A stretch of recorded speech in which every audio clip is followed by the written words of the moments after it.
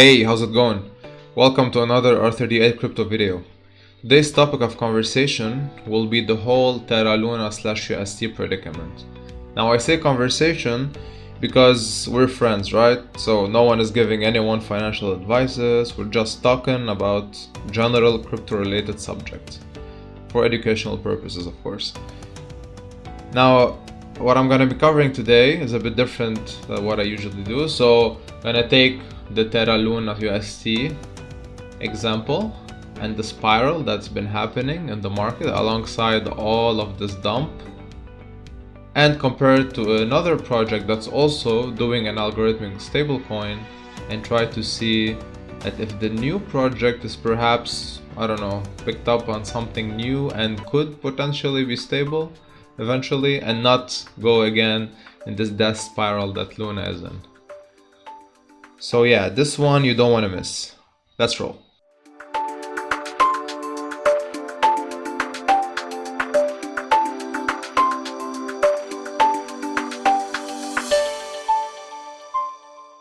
Alright, so let's start with a small refresher of how the algo works in essence.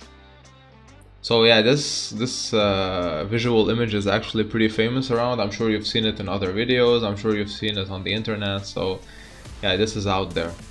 So it just tells us of how UST maintains its peg, because UST as a stable coin by definition should be equal to $1. Now it jumps 0.05%, goes down 0.05%, that's all good, as long as it maintains relative value approximate to the dollar. Now there's a cool mechanism that they implemented at first when they started the creation of UST, which is the USDT Terra, right?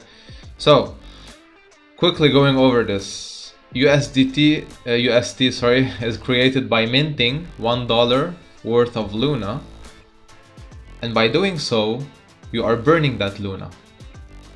So I mint the $1 worth of Luna and then the Luna is gone. Now I have my UST.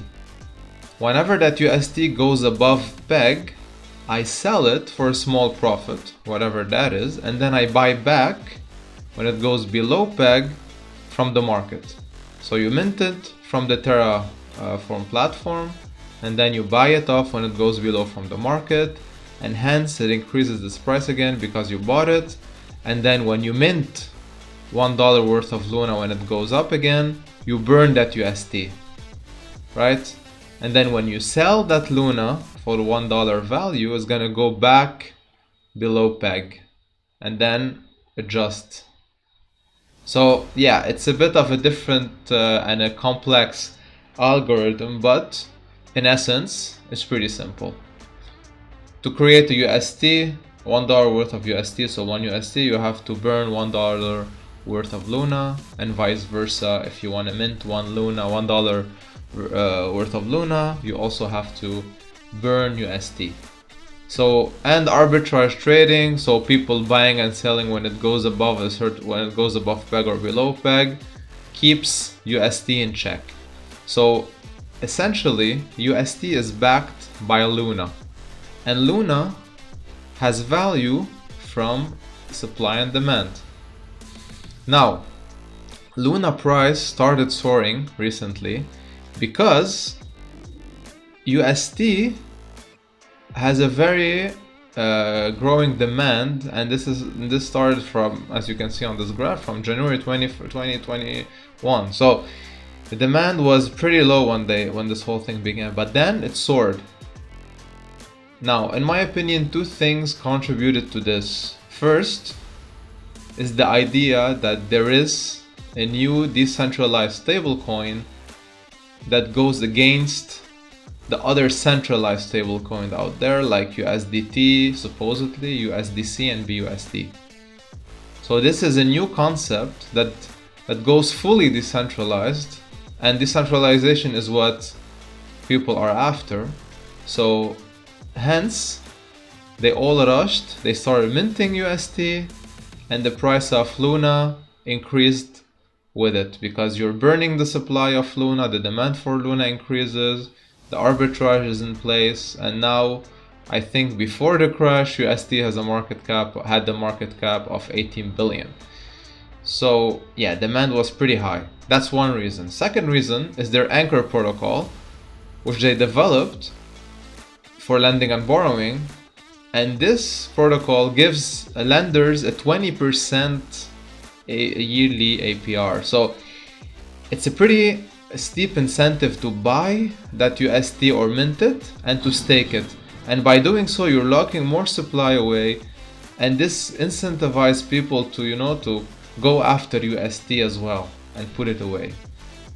So these two, coupled with the reputation, the exposure, marketing, etc., gave UST a very high market cap and an ever-growing market cap, and people were slowly, and I mean up until very recently, they were selling their centralized stablecoin and moving them into UST, in the name of decentralization. And this also can be shown here, because here, for example, there's a small insight about the anchor protocol itself, where it says that it surpassed $10 billion. This is crazy. And the anchor protocol doesn't only have UST, but again, this data is until the 18th of December. So the demand was huge, right? Now BLUNA and BETH are what the borrowers stake, right? When they wanna borrow UST from the anchor protocol. And it's BLUNA, BETH because it can also be staked in their respective platforms to earn additional yield to satisfy, the interest paid from those borrowers in order to give it to the lenders. So yeah, the topic is not the anchor protocol, but anyway, there was a huge incentive that also added on top of the increased demand for UST. Yeah, I just also wanted to show the graph where the increased demand in UST also correlates with the increased price of Luna. So everything was going great. However, there is a small stipulation here. While they were also growing in the market, they decided to add a fund that would also back up Luna and UST by buying up BTC from the market. The main goal here was also to back up UST. However, going back to this one in particular and checking opinions of experts around, and also mine correlates there, is that I think the founder of Terra not only wanted to buy this BTC to back up UST, but I think he also wanted to accumulate as much BTC as he can to become one of its major players. And thus, if you have a lot of BTC in the market, then you are technically right in a position of control and power, where if people were to mess with your protocol, you have a huge, treasury reserve of BTC which you can use. I'm not gonna use the word threaten, but I'm just gonna say that money equals power in the crypto space for sure. So holding the number one crypto in the space and having that much of it, gives you the power to kinda sit there and dictate and make other people think not to basically mess with your protocol. And if I'm not mistaken, they bought until pretty recently a total of $3 billion worth of Bitcoin, and they put it into reserve. Something called the Luna Foundation guarded that. So yeah, that's pretty crazy. However, it all went downhill, starting from the fact that we entered a bear wave, and you have to add the fact that whenever we enter a bear wave, BTC drops, dragging all the alts with it, meaning Luna, as one of the alts, started dropping. And because people were selling loads of Luna, now there are conspiracy theories, I don't know if they are really there, that major hedge funds and capitalists basically went in, they bought UST under the counter, and then for a small profit, and then they sold it all, and thus they started the whole death spiral. Now, if that's true or not, the point is, people started selling off their Luna, and by doing so, UST started losing their peg, right? Let's go back to the arbitrage thing. So when you sell your UST, right? So when you sell your UST, you get Luna. And when you get Luna, you sell it on the market. And that was the whole thing. So it started from a small peg drop. People started losing confidence. And then the guard had to sell more Luna because Luna also backs UST. So they started selling a lot of Luna to peg UST back to $1. And then people sold off even more because they were scared they're gonna drop even more. And that started the whole avalanche. So Luna was being sold off, the sell pressure basically killed the price, and at the same time UST was locked on Anchor and other protocols, and people were just going crazy in order, they want to withdraw this UST and just throw it into the market. Peg was being dragged to the mud, Luna price was being dragged to the mud, and at the end of it, yeah, we're left with two. I'm not gonna say dead, but they're in a pretty bad shape. And also, let's not forget that the LFG, so Luna Foundation, are sold a lot of BTC, and that didn't have, that added a huge sell pressure to BTC, and that's why the market today is looking like it is. Not only because of the bear wave, yes, the interest rate hike is a huge contributor, but still, not only that, Luna contributed to the downfall, people losing confidence, and that affected basically most of the stable coins and projects out there. So it's a huge blow for the market today. Now I will quickly cover the second part of the video, so the other project that also has an algo stablecoin that I wanted to talk about, and then draw a conclusion. And yeah, so this one in particular is called Elephant.money.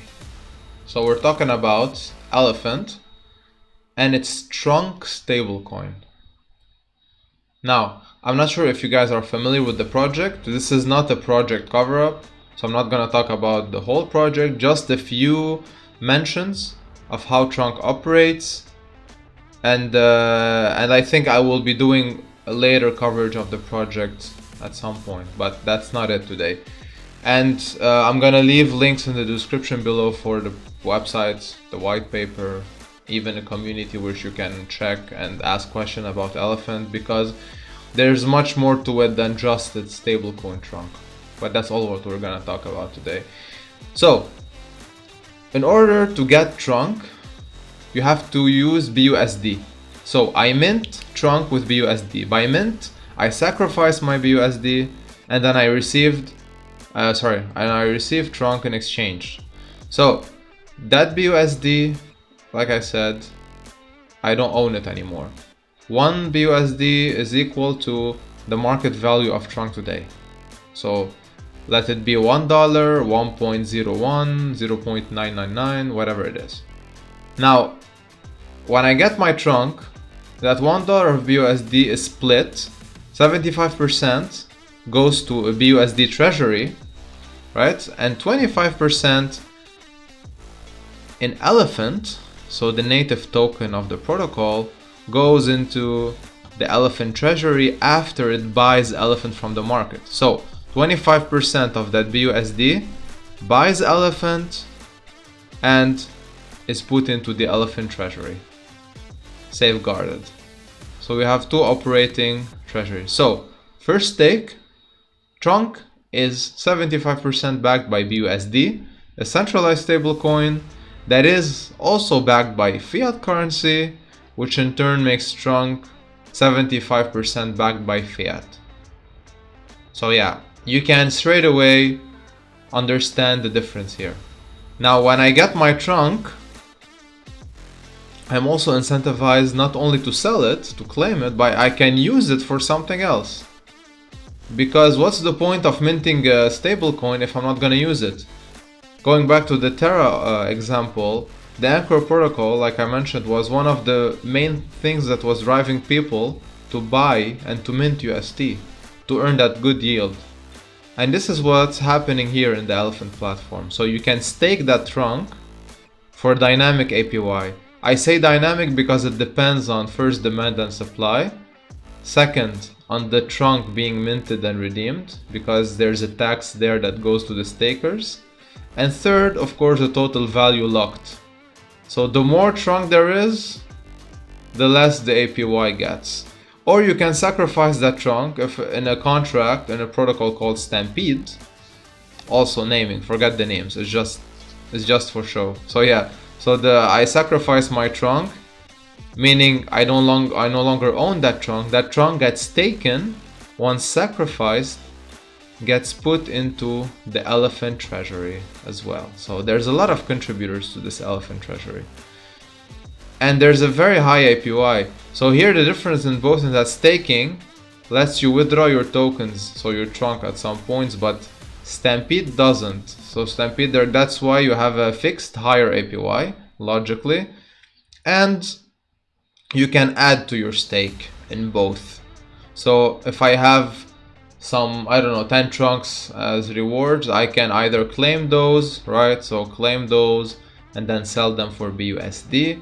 Or I can add them to my already increased Stampede and then to get more, right? It's APY again, not APR.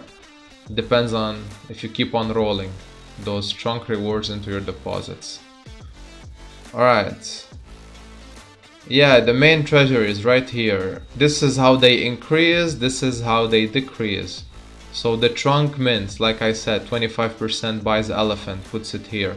The bonds, the Stampedes, you buy the trunk, you deposit in Stampede, it gets technically burned, but not really burned because it gets added to the elephant treasury.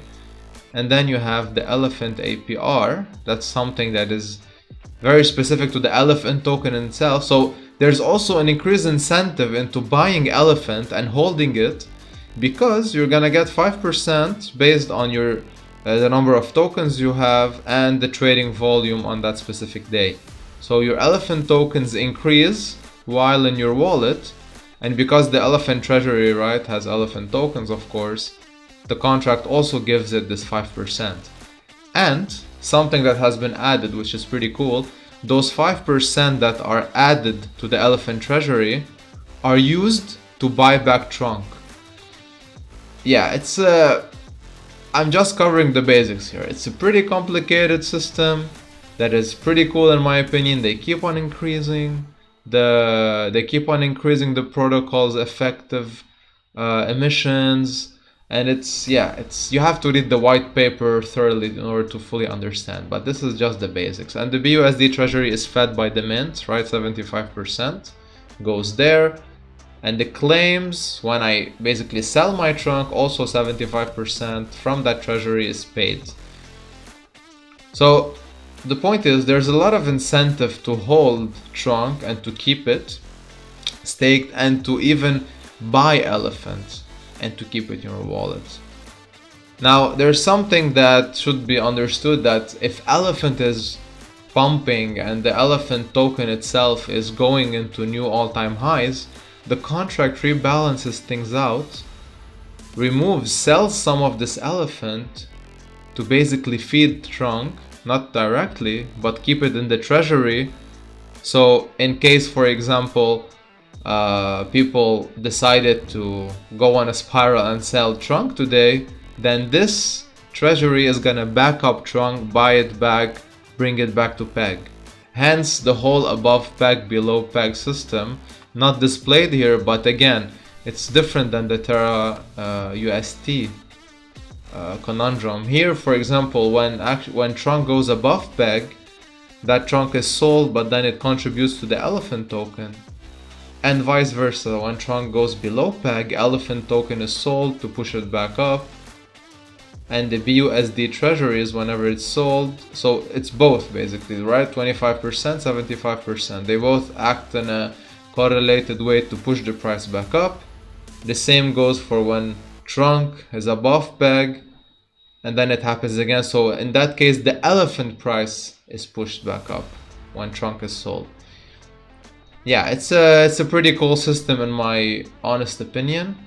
but you really have to read the white paper. There's a lot of good stuff in there, and if you don't understand anything, you can go to their socials and ask. They're very helpful, or you can come to our community, links in the description below, and you can ask all those questions. So to conclude pretty quickly, I just want to say that without going into details and all this technical mumbo jumbo, just by saying that Trunk is 75% backed by BUSD, a trusted stablecoin, gives you an idea that there's technically, right, again, no details, a 25% risk of failure, but the mechanics and how everything operates mitigates that risk pretty much. They recently had a flash loan exploit, and we thought that confidence will be lost, but I was surprised because the community turned around and understood what happened.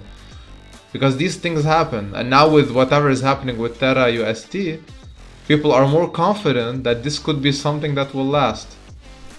So again, do your own research, and read it through, ask questions, but again, from an outside perspective, from a first glance, this feels that it won't go to the ground, at least for now, at least for what we know. Alright, that's it from me today. I hope you found this video useful, especially during this time, and I hope the information that I provided you was at least a startup in your research into both projects and gave you a small glimpse of whatever is happening out there and what other options there can be, right? Not everything is dark and gloomy. We're gonna have good days ahead. I hope I'll catch you in the next one. There will certainly be many more crypto related videos to look forward to. As always, take care of your finances and trade responsibly. Thanks for watching.